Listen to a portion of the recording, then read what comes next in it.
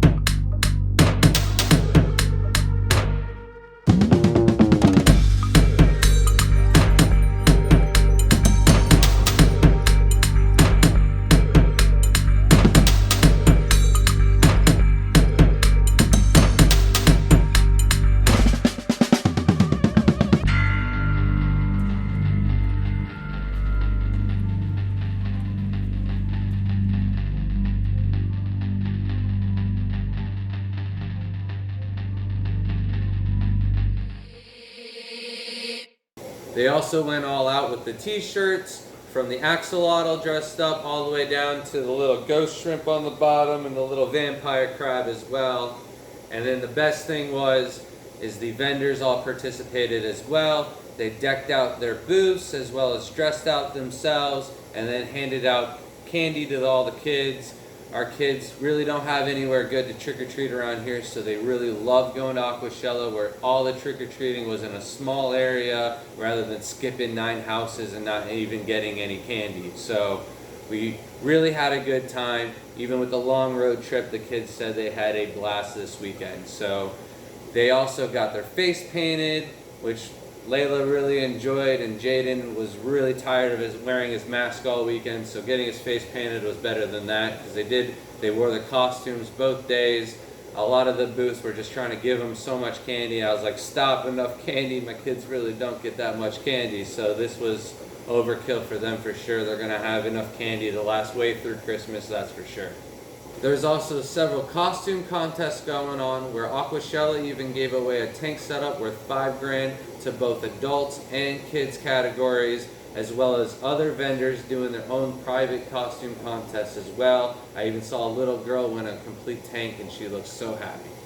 Also, right before we left, we were getting some last-minute road supplies for our family road trip to Dallas, and I walked past this little pumpkin that had a little valve. We were supposed to put some pumpkin punch in it or something.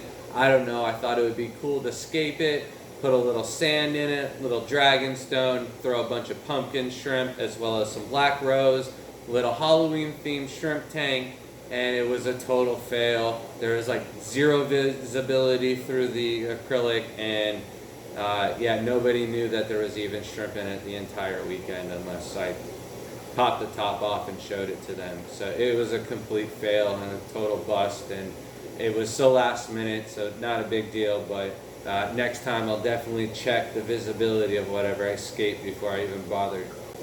However, what was not a fail is my buddy Jeff Miyoki did a wonderful scape. It was a spider web made out of spider wood. It was between two pillars and it was executed perfectly. It looked great and it was the perfect decoration for a holiday theme, as well as getting to see all of my friends at the Wasi booth. Even Jonathan dressed up as Bob Ross. So that looked great. You guys did a great job. And also, it was a great experience being a part of the YouTube creators. They do a great job at presenting everybody and showcasing everything that they do there.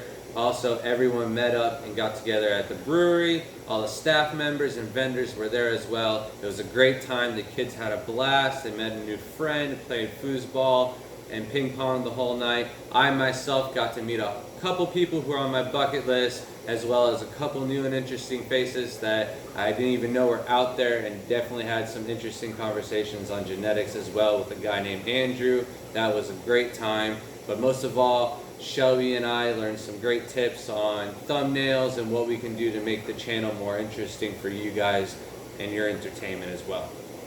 Now, probably the best thing about the brewery is I got to meet Sam Scales. He was on my bucket list to meet for sure. I saw his name on the vendors list and I was so happy that he was going to be able to be there. He is a big legend in the Tampa Bay Aquarium Society. Mike Labello and Bill Shields both talk about his artwork being some of the best, and they are some eye turners. When you go over their houses and you see some of the artwork in person, you definitely got to find out who does it, and his artwork is definitely popular in the club.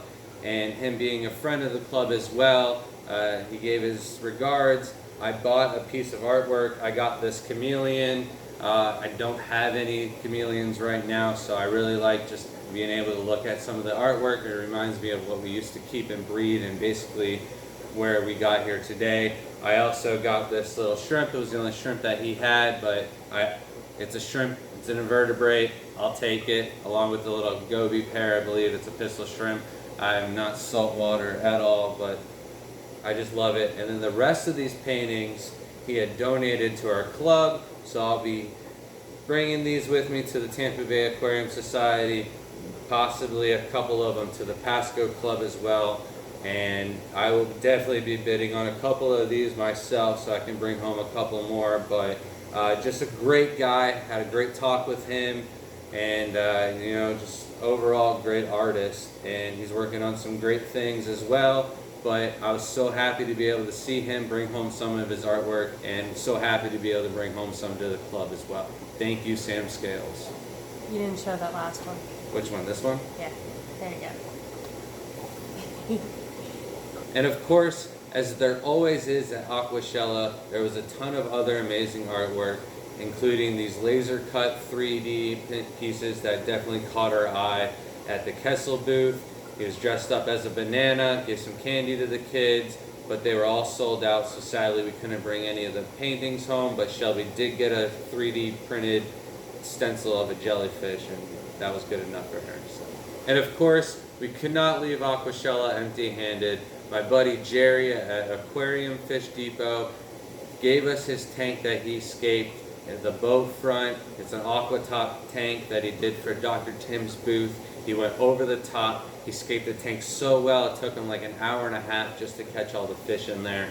But we took that tank home all the way from Texas to Florida. It was a 17-and-a-half-hour trip, and it was quite a bumpy way with some of those roads on the way here. But the tank survived.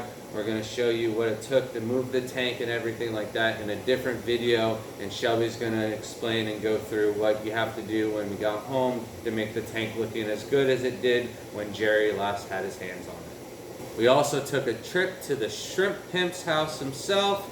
He showed off some very interesting fish as well as his amazing and beautiful shrimp setups. They were super clean, and it was great to see somebody who is interested in crossing and making and inventing new things. So he really showed his hospitality and showed us off his shrimp, but there was so much footage, and he also sent me home some shrimp, so he's going to get his own video as well. And then of course, the whole reason why we are even at the Aquashella events is the shrimp contest, but there was way too much footage for us to all cram into this one video, as well as editing everything. It would have taken us quite some time.